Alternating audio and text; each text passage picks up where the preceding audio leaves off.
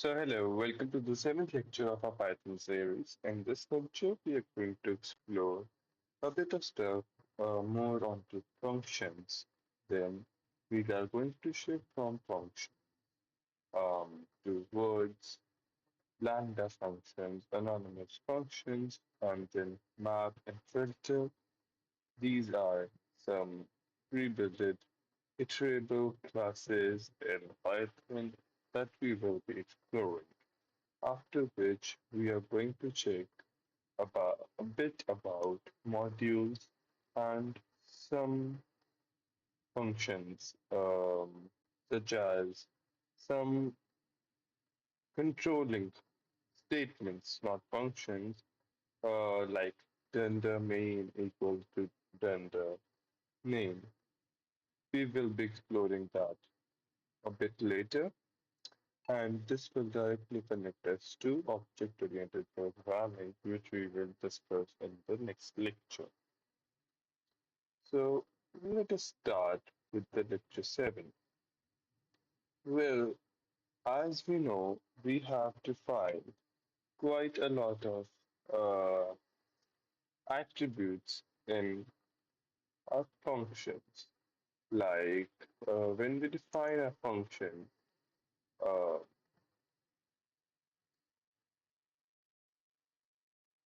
maybe that's the name, we type parameters over here, argumentation we do over here. When we define, we call them parameters. So they are a list of parameters, and we will be covering them line by line. Or basically, they are type of parameters. So we will be covering them one by one. So the order over here is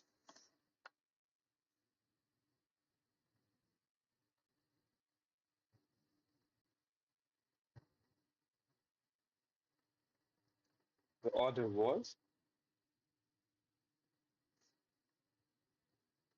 positional arc, after which we had default. Wait a minute. Default values, we will be learning about them today. Positional argumentation, we did it in the previous lecture. After positional argumentation, we have something known as variable positional argumentation.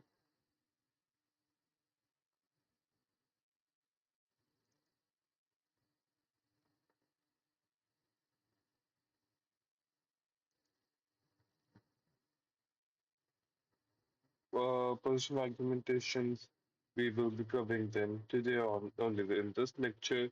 Then we had keyword argumentation. We had discussed it in the previous lecture again. And then we had variable keyword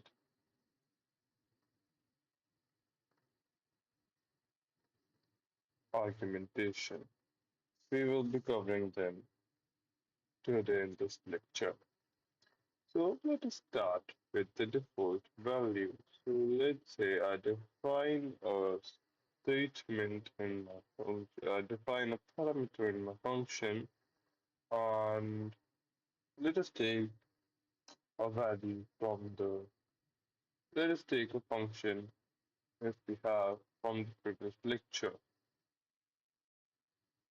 Okay, we don't have it yet, but so we defined a factorial function, right?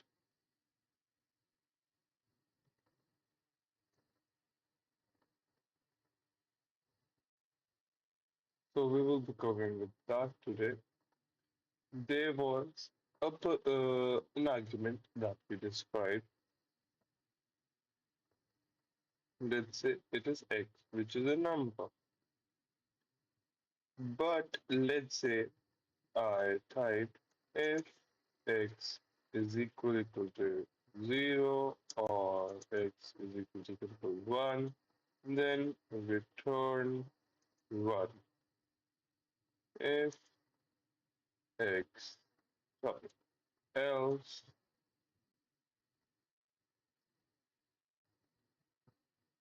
x multiplied by factorial x minus 1.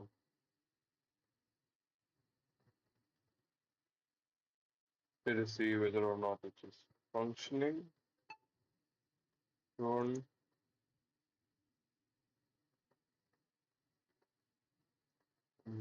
We can run this function, factorial, and then fold. Let's see.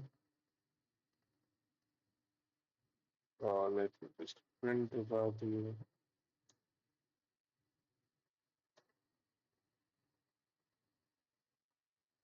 Yeah, it's functioning. So, but now, as you can see, there is a problem when I don't define, it is a positional argument that I was doing. Positionally, I was argumenting this value, but let's say I don't define this value at this point. Now, the function will not work and it will create a type error because there is one missing required positional argument in my function. So how to deal with that? To deal with that, you can just give it a default value up here. So the default value works like this only. When you're defining the parameter, you equate it to a default case that if that case is not defined in my function, let's say, go ahead and run this values in it. So let's say I chose 1 to be this default value. And when I run it, it will pick the default value as 1. Sorry, it is an integer. It will pick the default value as 1 and it will return the statements in that manner. As you can see, the value is 1. Let's say I type 4 over here, then the answer will be 24. So we are assigning a default value to the function, and in this manner,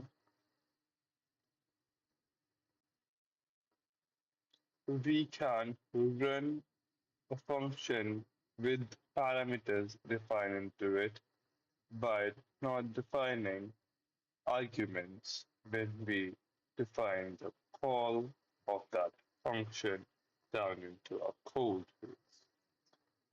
And this is a very common practice and a practice that is needed to be done by every Python developer when defining out a function to help out ignoring the error if it is possible to do so in that particular case. If it is directly depending upon a user input case, then for that we have another thing called as a try except case, but we will be learning them about them in the next lectures.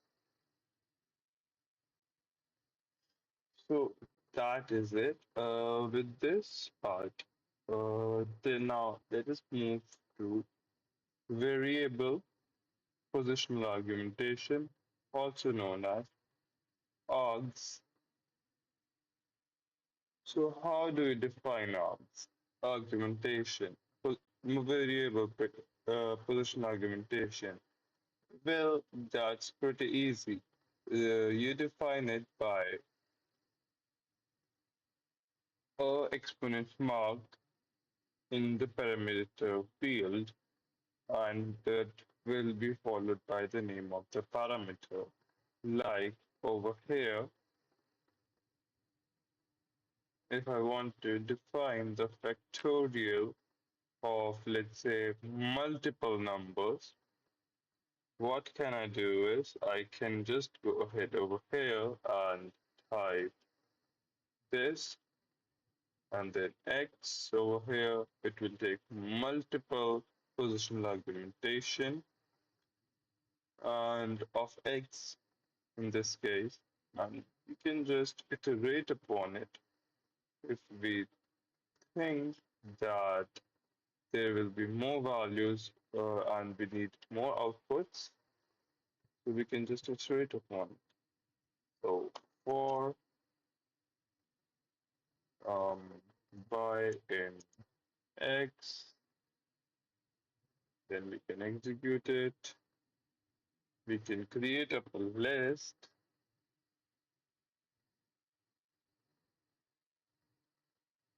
Mm, x is equals to not x, list underscore number.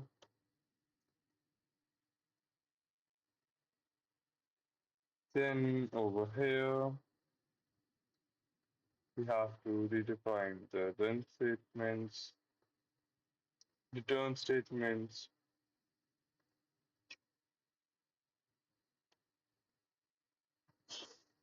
this num dot append.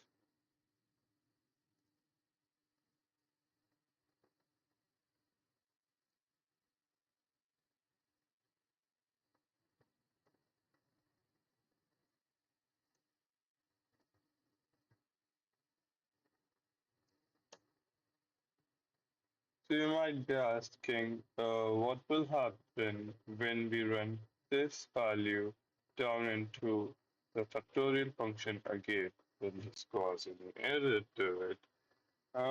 It will not, as there is only a single element that we are still providing to the function. It can only work on the single value. It does not require multiple position arguments. It is only dependent upon us how much we do want to specify. Uh, and it will just go ahead over here, and then it will function like that. And we can do one more thing over here is that return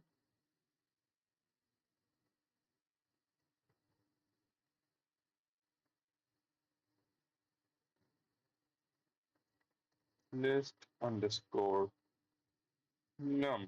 But now it will cause an error over in this part of my statement because this is a list rather than an integer, right? So I will just access the first value in it. As you can see, there are all the list elements, so all the list methods available, right? I can just use the zeroth index from here, define it above it for the clarity purposes.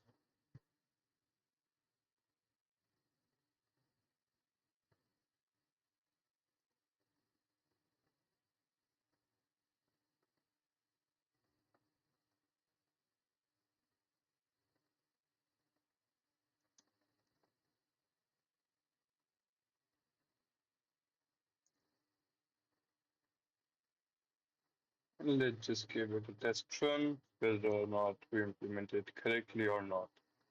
There may be an error or something like that.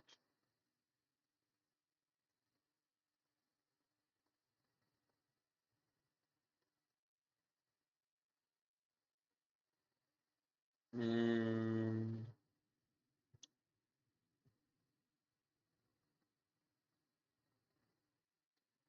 let's see where we went wrong.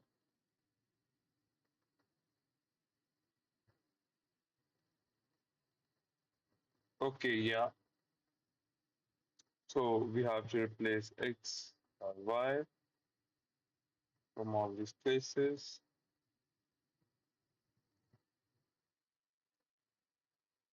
Then let us run it again.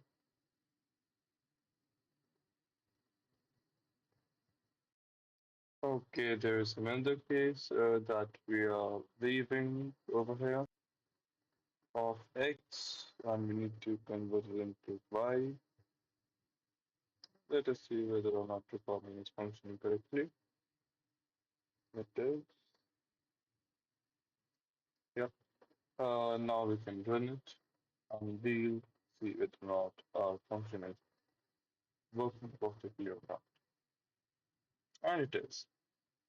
Wow. Uh, so that is the basic idea of positional argumentation in Python. And if you want further examples, one of the prominent examples of it we discussed at the very beginning of the series when we discussed to discuss it later on, and that was our statement. The values part over here, the asterisk values part, is a positional value argumentation, as it takes multiple argumentation to it. But there's one key thing that why we describe this order the way we described it. Why the keyword argumentation is behind the positional argumentation is because um, after we define the variable positional argumentation, first of all, we cannot define it with the help of a keyword argumentation. We can't do that. Um, so they all have to be in a positional argumentation form. So like a positional argumentation should be prior to it, as these values are positionally defined in our function parameter list. So we need to execute it. We need to execute them before. Then after which default values come. We really don't need to define them in our execution chain or false statement of that particular function. So we can just skip them or we can just, but the Python convention uh, generally is to keep them ahead of variable position argumentation, then that, and after which we are following with the keyword following with the keyword argumentation. So one of the primary reason is after we define a key variable positional argumentation, we need to define the rest of the thing with by a keyword argumentation because to escape it, let's say I am in a print statement and I want to switch to other next. Let's say attribute the next argumentation or next parameter. I need to define it with the help of a keyword argumentation and not, I cannot define it with the help of a positional argumentation because this variable positional argumentation args will take n number of argumentation and to get out of it you need to define a positional argument, a keyword argument, and then after defining a keyword parameter I can just go on to the next one, and that is end, let's say, and that is it.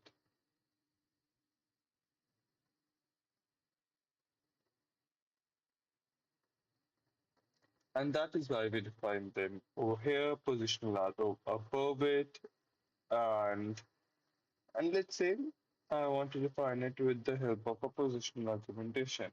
I want some positional arguments too. Print function don't have those, so let us just create over here like two, like y equal to 2, z,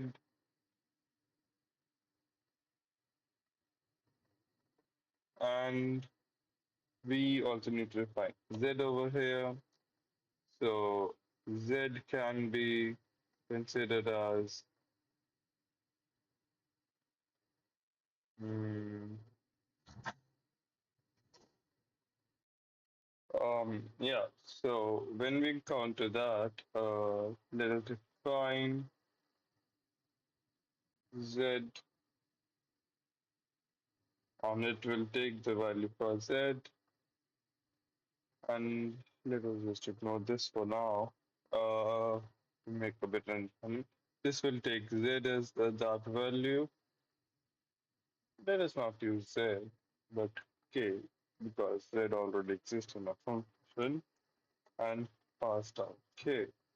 So it will print out this way in this order inside a tuple, and let us just see that.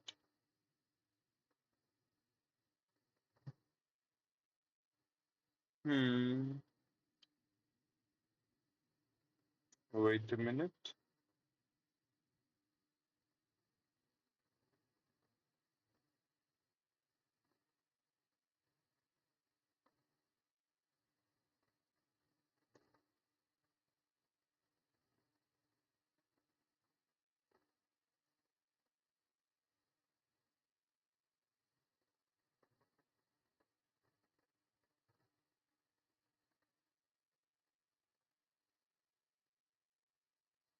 Yep, it is working fine. Let's say define a k argument over here, k parameter over here. Then k is this, comma k.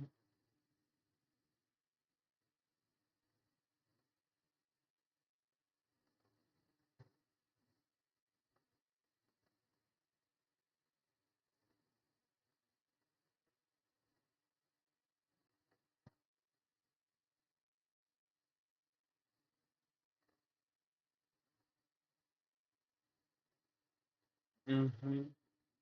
Okay, so I get the problem over here. This is a recurring function statement, so it requires it at every step.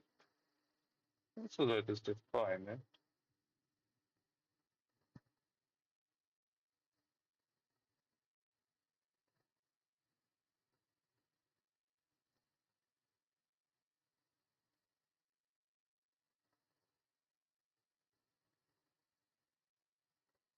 We're taking it from zero, so yeah, it should work fine. Mhm.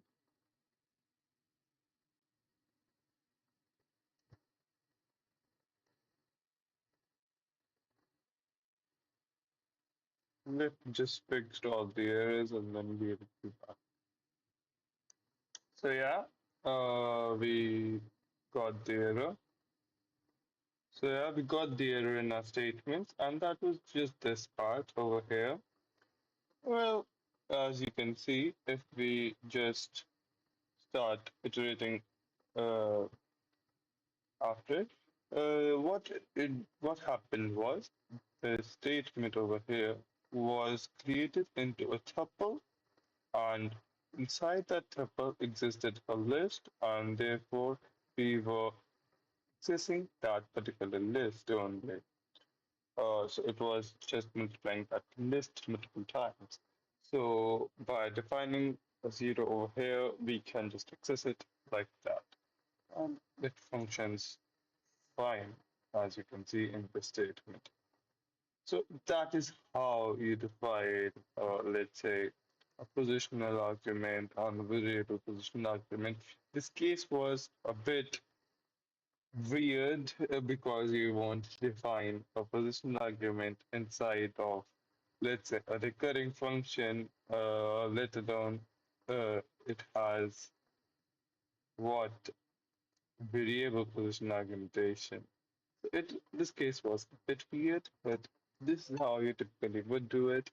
Let us take some better cases the next time. Um, so after which we can also define keyword variable keyword argumentation. Variable keyword argumentation is a pretty simple argument, pretty simple as it was argumentational wise. It is pretty simple. So let us define another function, this time a bit easy, like define names, and in which we are asking for a key and a value pair system. So like a variable position argumentation system takes all the keywords and all the not keywords, all the values and store it like a normal argument.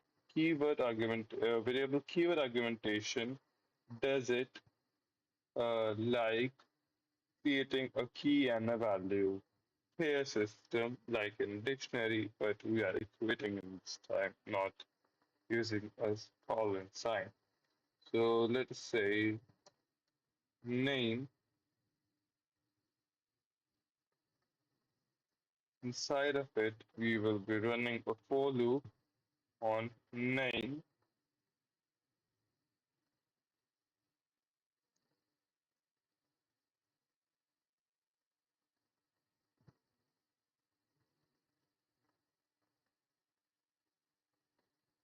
Then we will be printing out I.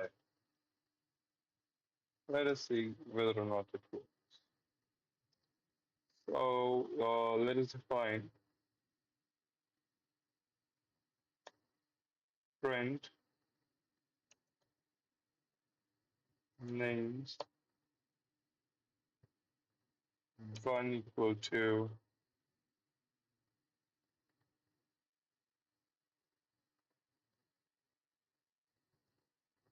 Bob,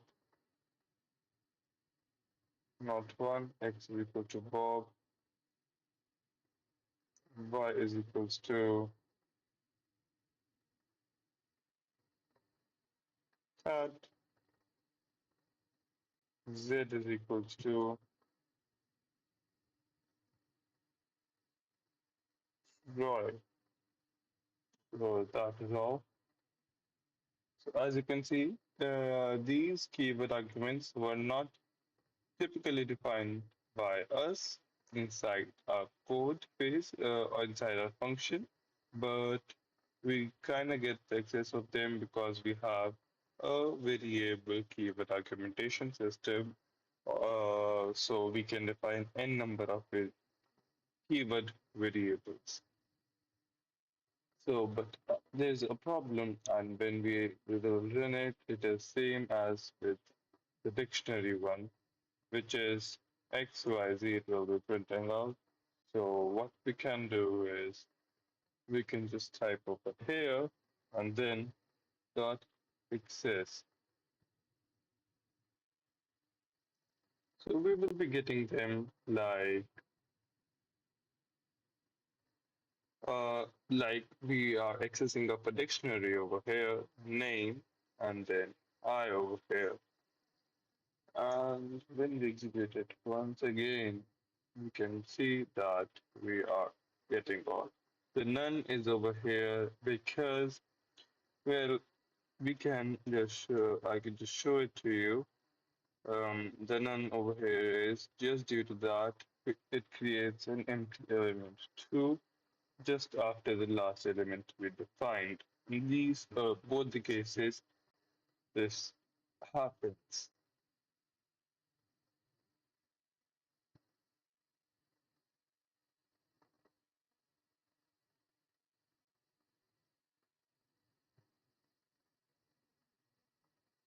So as you can see, we are giving all these values up into the name and we're accessing I was X, so X's value is Bob, Bob is being printed out over here, then cat, and then the last I, that is Z, or, and after that, last loop will be we'll be iterating upon, and that is the empty element that is also being stored.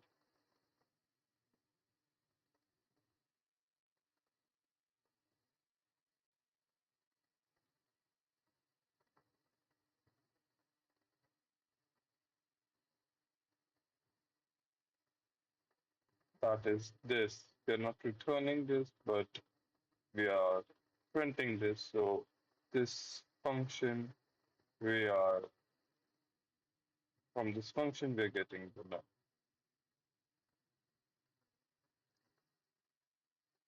And that is all for this part of the site. Now let us move on to lambda functions and then toward map and filter. So basically, when we define a lambda function, the kind of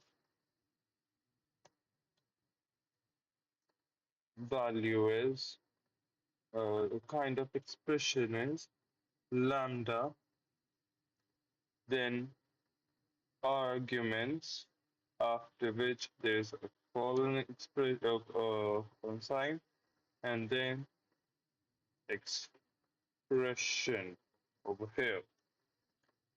So pretty simple, and we can define it into like an iterable form, or this form, like I'm doing over here. Mm, x is 2, y is 3, and lambda z is equal to this, lambda x comma y, then expression is x plus y. The output will be, the return statement will be this, it will be stored into z, and then when I print z, it will be printing out 2 plus 3.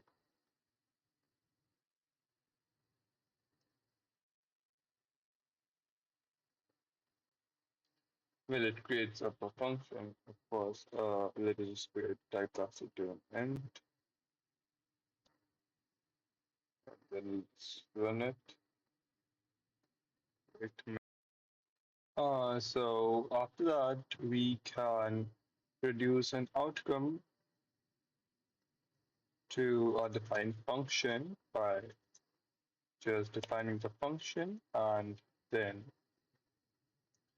typing values into it like this, and then running the code and printing down this value over here, and then again, let me just clear the terminal. So yeah, we have 5 as the output, and that is what we wanted. After that, what we can do is we can think about expanding onto the lambda function a bit, like, well, lambda function is also called as anonymous function uh, due to the fact we can take this function and create a copy of this function at any point of our code, and it will not be stored as a valid function. Let's say in a function such as map or filter, we typed lambda function over there. It won't be stored in the map. We'll see why what I'm talking about over here. We'll see there.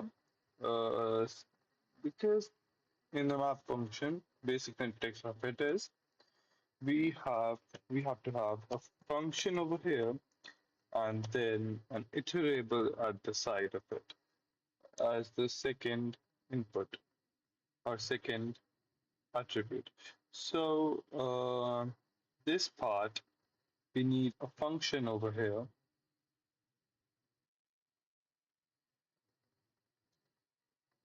We need a function over here, and this and wait a minute, and to let's say define this value, we can use a lambda function or a predefined function for the minor, input it and type an iterable, but lambda functions prove to be more useful in these cases if we want, let's say, just to create this map function for one use case. So we can just use a lambda function rather than creating a whole predefined function and passing down all the values. So let's just see another example of lambda function prior to moving on to the maps. So as we all remember, the factorial case and ternary operators and list comprehension. I'm giving it time to implement it by itself. Then I'll move it on my own. So yeah, let us start. Factorial equal to lambda. We'll be taking an input to the function. Then over here, from we will be defining a value one if let's say x is equal to 0 or x is equal to 1, else if it is greater than 2, what can we do is x multiplied by, we'd call the factorial function again, and then over here we will be defining x minus 1. Pretty easy to define, and we can move on with it, like move on after it. Factorial, we'll be calling it to, and we'll be printing it out over here. And let's just see if it works. Let's call it over. For a bigger value, it is working perfectly. And it is working perfectly. So let us see if we have a list.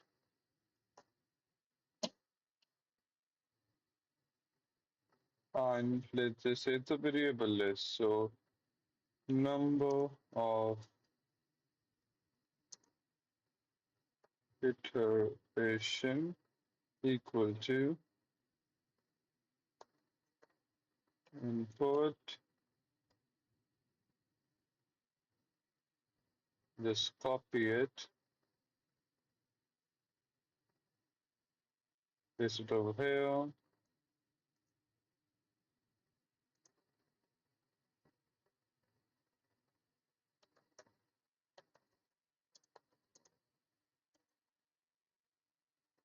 List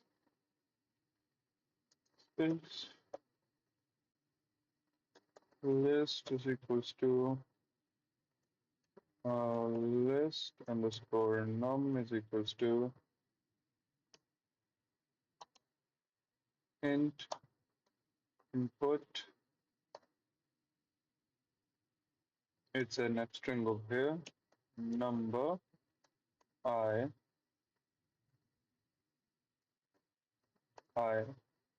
plus 1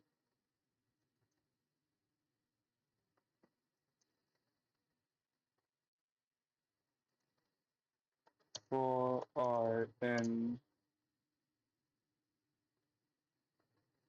let's say, range of number of iterations. So it will take care of that as the list over here. So list underscore number. To make it function, we can just create a return list output over here like this. And we can do one thing more, that is to make it function. This is the value part in the list comprehension, so we will ignore it. After which we'll be typing for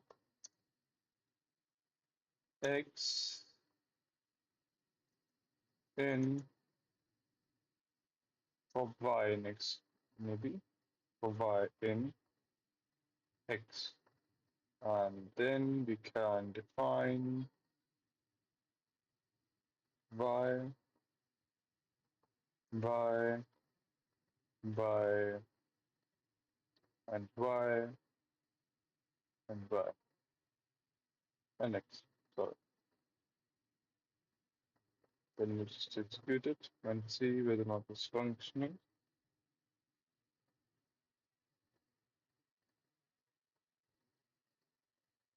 Two, number one is 4, number two is 5. There is an error. Int object is not iterable.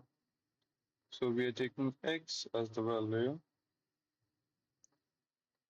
X over here I am not defining as an int. It is a list input.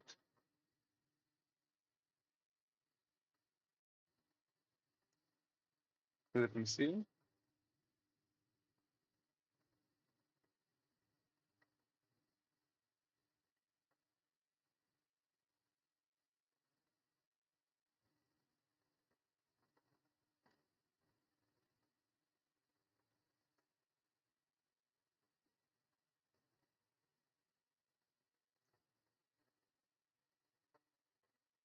Mm-hmm.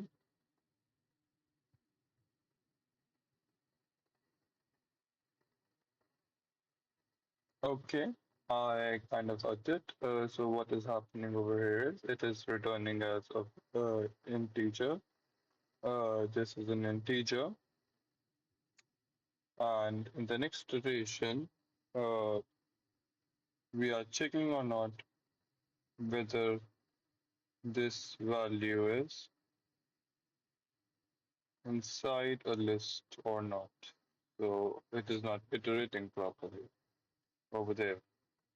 And but the conclusion of this point over here is this is quite complicated.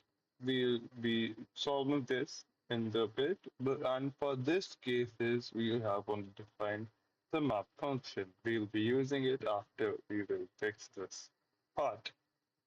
And to solve, let's say, we were solving this part, right, of a cruel function.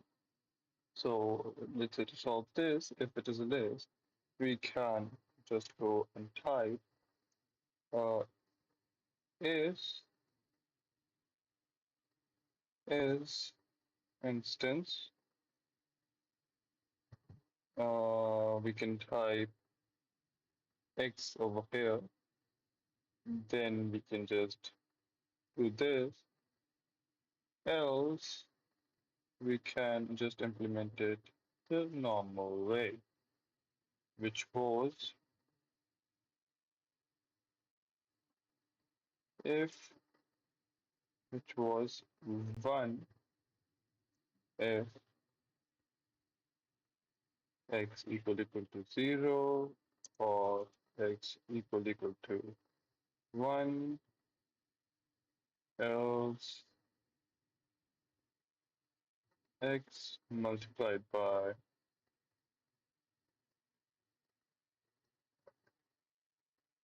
2 real x minus 1.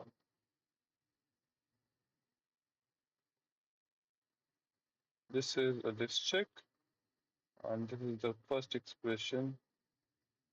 This is a highly complicated expression, and there is some sort of an error over here. Let us see. List is not closed by start.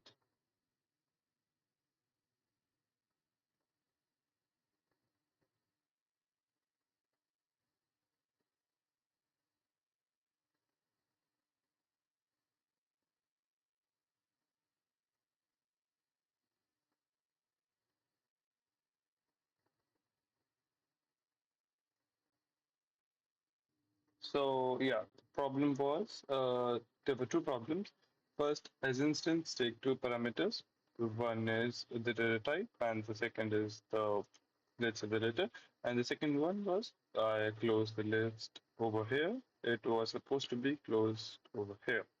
So this function It works like this, but as we can see, it is highly complex, not at all easy to understand, and will also not Pythonic in nature. So for this, we have a function in Python built in called as map. We have discussed it a bit ago.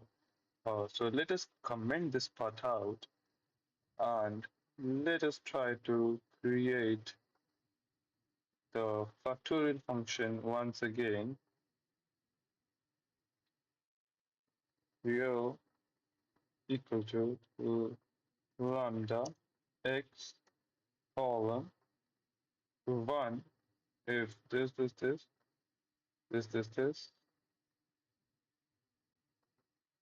Let us take this part only of the expression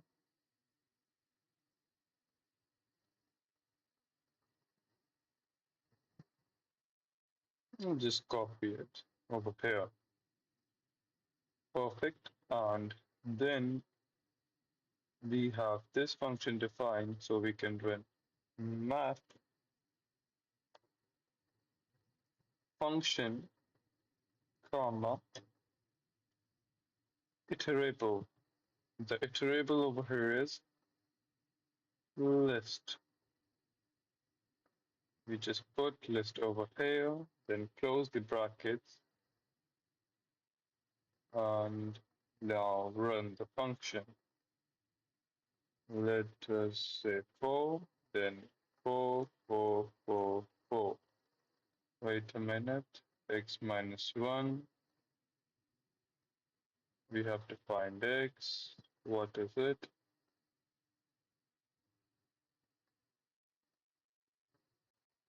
The error was over here. I defined two inputs. There should be one only. And now let's run it again. 4, 4, 4, 4. And then creates a map object. Now if we turn into list by the constructor function and then run it again, 4, 4, 4, 4, and then voila, it's 24. And if you haven't seen the execution of the previous case, let me show that to you again. Over here, we are just going to write factorial and then list underscore num. So 4, 2, comma, 4, comma, 5, comma, 7, enter. These are the factorial outputs. They are correct, but it is quite complex, this upper part, compared to this whole part of the code. We are using list comprehension and ternary operators again and again to form one line of anonymous function or a lambda code that will make it easier for us to execute this whole function. And this is the basic idea of this. But now, whether this is okay, um, let us check one thing. As we are creating these factorials, they are obviously at every point going to be even, and there will be multiple of the previous number, like there will be multiple of 2, 3, 4, 5, 6, 7, if it is the factorial of 7. That is the basic nature of it. So in this case, let us see uh, if we have a number that is divisible by 7 or not. And if it is, then print true, and if it is not, then print false. And that only will be true if a factorial will have 7 or any number greater than 7 in it. If our list of numbers will have 7 or any number greater than 7, of course. So to check that, for that, we have another function called as a filter function.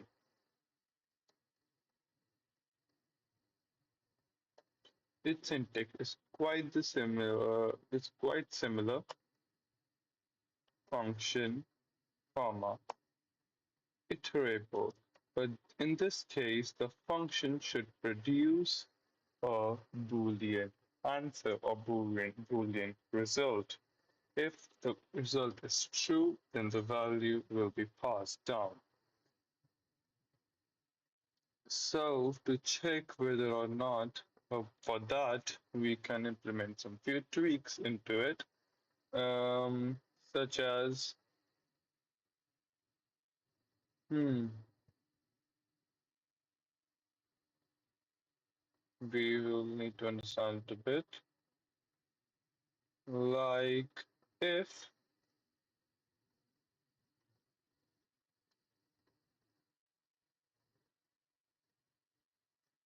this is the main value of the function, this is the main list, these are the secondary values that we are calculating factorial upon. Let us just take the second statement. It is quite easier to understand. So in this case, we have a single value getting executed every single time, and we can just type out an ternary operator like if x modulus 7 or the results modulus 7, the result will be,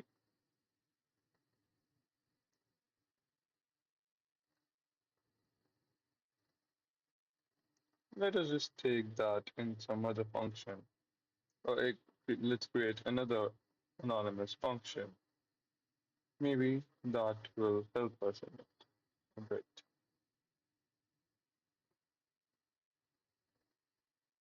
So let us create another anonymous function called as check,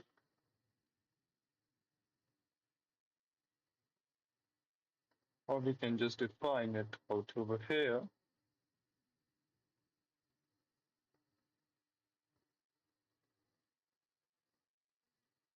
like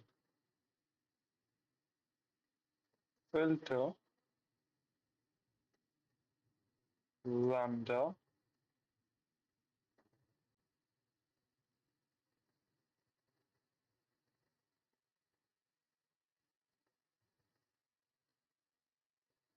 So prior to beginning with it, we need to understand it a bit. So we have a function called factorial that we are using the above statement, above anonymous function, so it will take the whole list. So it produces the result in a list format in which it has all the values, like the first factorial, then maybe the second factorial, then maybe third value, fourth value, and fifth value, all factorial values. So that is our input over here, or argument over here. So we will be just typing factorial, and we will be just taking number input like that, and this is our expression.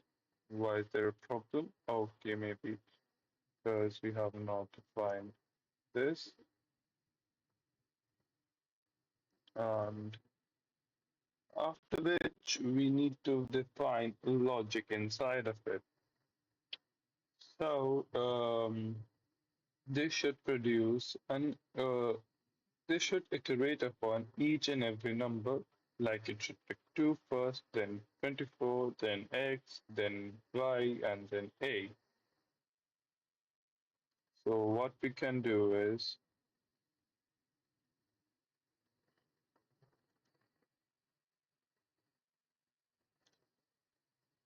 we can just, mm, but we do want, let's say, a combined value. So let's say if it has only one value that is divisible by 7, then it would just type 2, true to the whole thing.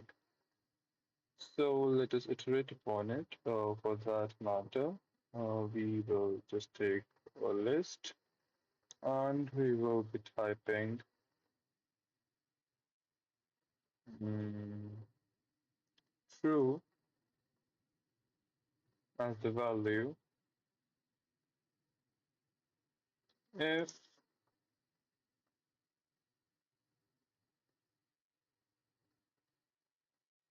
let's say x is equal x divisible by 7 is equal to 0, else FALSC, this is the value defined, and after that we will be going on to the loop definition for x in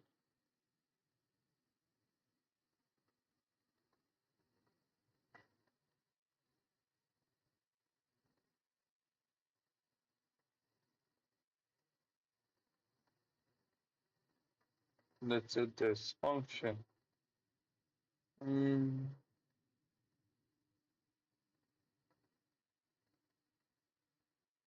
let's just create something simple to better understand this. Let's just create a Boolean expression that will just check whether or not this number is divisible by 2 or not. So let us just take x, and over here we will be defining x divisible by 2 or not. If it is 0, then it is false. If it you get the gist. So if x is divisible by 2, then we will be finding true over here. If x divisible by 2 equal to 0, else false. That is the definition of the lambda function defined. And after that, we will need to be defining the iterable on which it needs to operate upon. 2, comma 3, comma 4, comma 5, comma 6, comma 7, comma 8, comma 9, comma 10, and it will be, and we will be creating a list out of it. So, let's just go over like this. Let's just type it all into column, semicolons, parentheses. Wait a minute. Take this part out. Print this and then this. Perfect. P is equals to length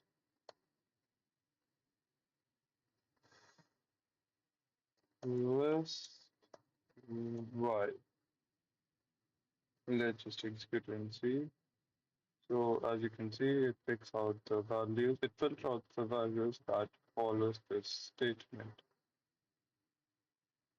That is pretty much the logic. That is pretty much the logic, and we can just use them. We can just use a map function outside and a filter function inside of it. For an example,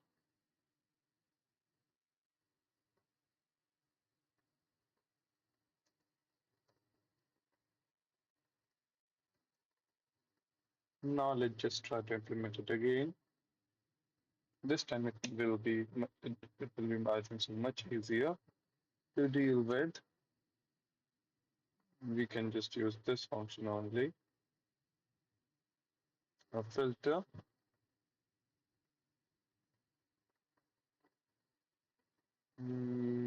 Filter will be outside because this is the output that we want. Here will be 7. The iterable over here will be changing. list map